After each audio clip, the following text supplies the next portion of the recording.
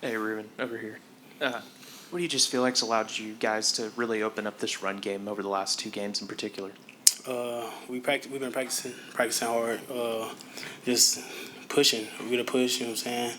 And then once you just keep through the first and second quarter, once you just keep putting your body on the body, teams ain't gonna want to keep doing that. And then as we got later in the game, things were just popping.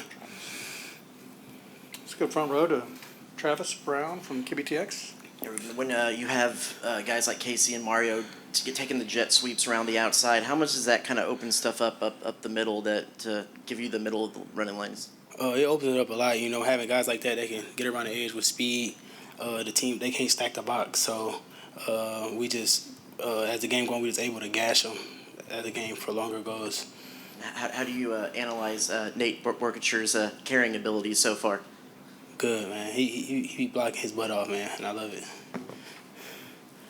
Questions? Let's go to the left side front to Olin Buchanan from Texags. Hey, Ruben, did Coach Elko say anything at halftime that kind of inspired y'all to have a big second half? He just told us we hurting ourselves. Our penalties was hurting us. You know what I'm saying? We come out and just play the game that we were prepared to play. That we're gonna do what we did in the second half, and that's what happened. So. Front row right to Tony from the Austin American-Statesman. Ruben, obviously you're doing your thing and you're focused on that, but Damen Sanford had another big night back-to-back week. What have you seen from him in practice in his time here that has allowed him to be so successful? Dame, man.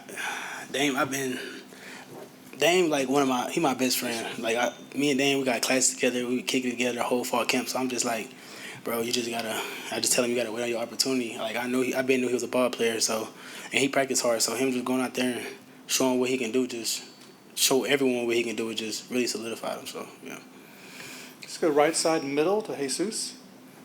Ruben, what is Casey Concepcion's effort on that touchdown due to the team? And when you're watching that happen, what are you thinking? When I'm watching that, I'm just like, Casey's not really a big guy, but him able to push to get in the end zone for us, it just means a lot, you know what I'm saying?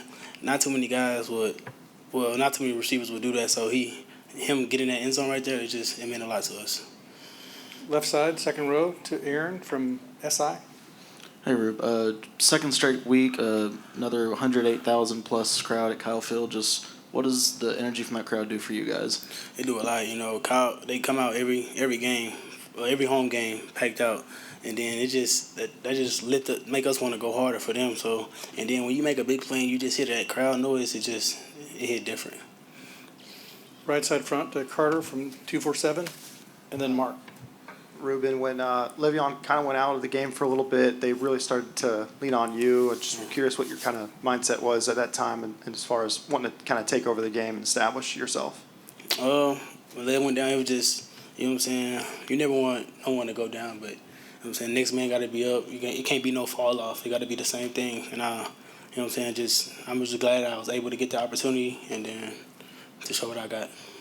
And I know, I think it was your birthday a couple of days ago. Yeah. So how special is it? I guess it's kind of the birthday weekend. Yeah. So how special is that to have a performance like that? It was real special, I was trying to get a touchdown, I really wanted a touchdown, but I'm glad with what we did and we got the win, so that's a great birthday gift. Left side front to Mark from On 3. Ruben, you said that things started popping in the second half. Could you sense those guys starting to wear down up front as you guys controlled the line of scrimmage? For sure, you can as the game prolongs, you could just tell that they getting tired. And, they safeties, first half safeties coming down, trying to lay a hit on you. As the game come down, they don't want to keep doing that. There's body blows on body blows, and like Coach Troop said, we go see who flinched first, and they flinched first. So. Right side front to Travis and then Matthias.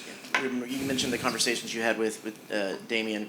What is it extra special to have a game where y'all both were kind of standouts on both sides from some of those conversations you had? Yeah, it is.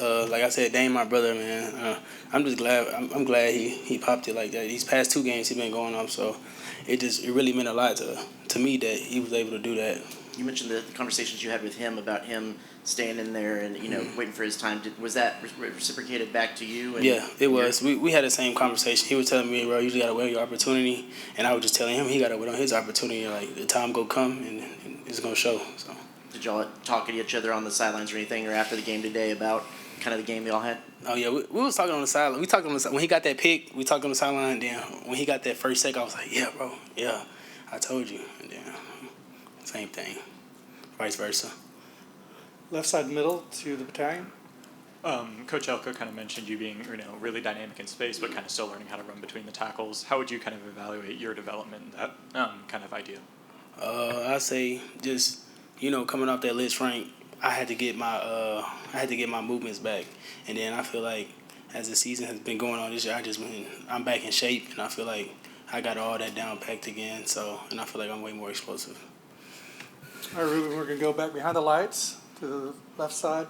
Ruben, just how much of a luxury is it to have a defense that's able to do what they did in the first half while y'all are kind of getting your footing going, and just how big was that for you guys? That's real big.